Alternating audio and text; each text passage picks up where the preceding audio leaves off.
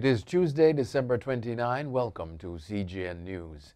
Jamaica's Ministry of National Security says a review is underway at the St. Catherine Adult Correctional Center in the island following reports of a hunger strike at the facility. The Jamaica Observer is reporting that prisoners have refused to eat and are currently on strike as a response to an, quote, upsurge in warder harassment, end quote, over the Christmas season. Allegations are that on December 24, an incident occurred when the Caribbean Search Center entered the institution at approximately 5 a.m. It is said that during the search, an inmate who refused to leave his cell was beaten. It is further alleged that later that day, the local patrol team within the correctional facility went on a, quote, rampage throughout the institution. Jamaica's Chief Medical Officer, Dr. Jacqueline Bissessor Mackenzie, says the Ministry of Health will recommend a phased reopening of schools in January if there is no exponential rise in COVID-19 cases. The government has been appealing to members of the public to comply with restrictions on public gatherings so school can reopen. The Chief Medical Officer said getting children back into the physical school environment is important for their mental health. She pointed out that young children are being told that social interaction is not good, and 10 years from now is probably when the impact of some of these things will be manifested. The government of Guyana is planning to provide free education to students attending the University of Guyana by the end of 2024. President Dr. Ifran Ali made the announcement as he delivered a virtual address at the Guyana's 50th Republic Awards ceremony organized by the Guyana Consulate in Canada on Sunday. Ali disclosed that his administration is working on creating a 21st century education system in the country, the CMC reports.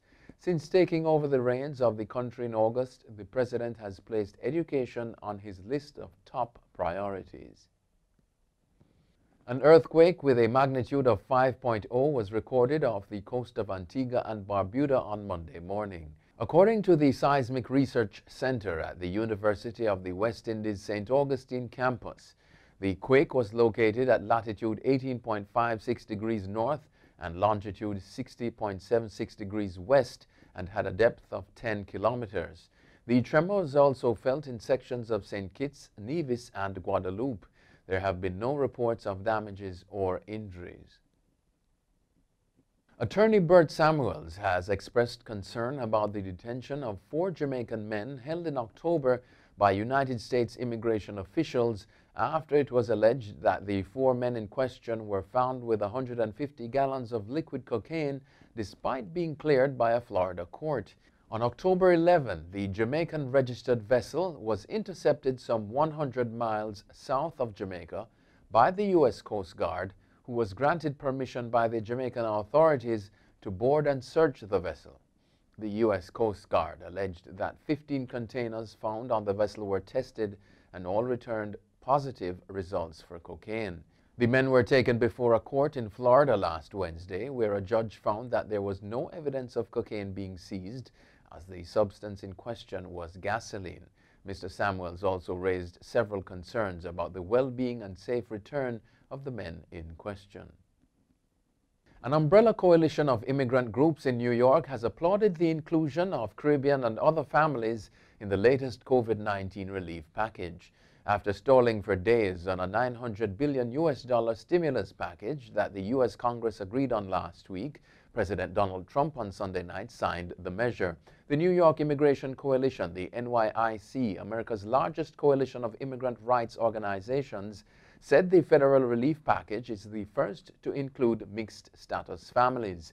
Specifically, NYIC said the legislation provides critical economic relief for Caribbean and other immigrant families by including roughly 3.5 million U.S. citizens and green card holders married to non-citizens.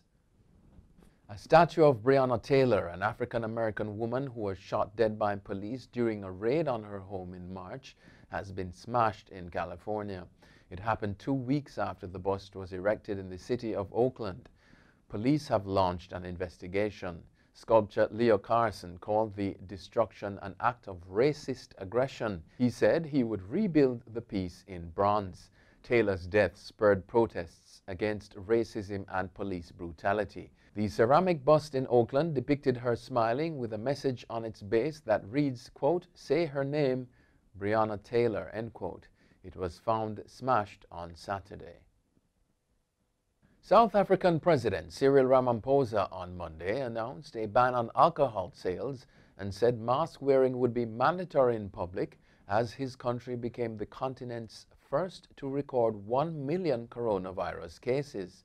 Ramaphosa said during a televised speech that alcohol would be temporarily banned from midnight to help emergency services already under pressure. He also announced it would be compulsory for every person to wear masks in public spaces, saying it was a drastic measure now necessary. The novel coronavirus has had a devastating impact around the globe, but the World Health Organization warned Monday that worse pandemics could lie ahead. This is a wake-up call, WHO Emergency Chief Michael Ryan told reporters at a briefing marking a year since the UN agency first learned of the new virus spreading in China. Since then, COVID-19 has killed nearly 1.8 million people around the world, out of over 80 million infected. Ryan stressed that while the virus is, quote, very transmissible and it kills people, its current case fatality rate is reasonably low in comparison to other emerging diseases, end quote.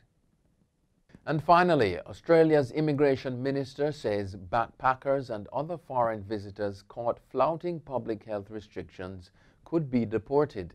Alex Hawke told BBC News that he was shocked by scenes from Sydney's Bronte Beach on Christmas Day.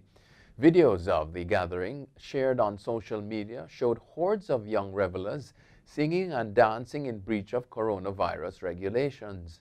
Some eyewitnesses said many of those present were British. That's it for CGN News. I'm Scott Wilson. Thanks for watching.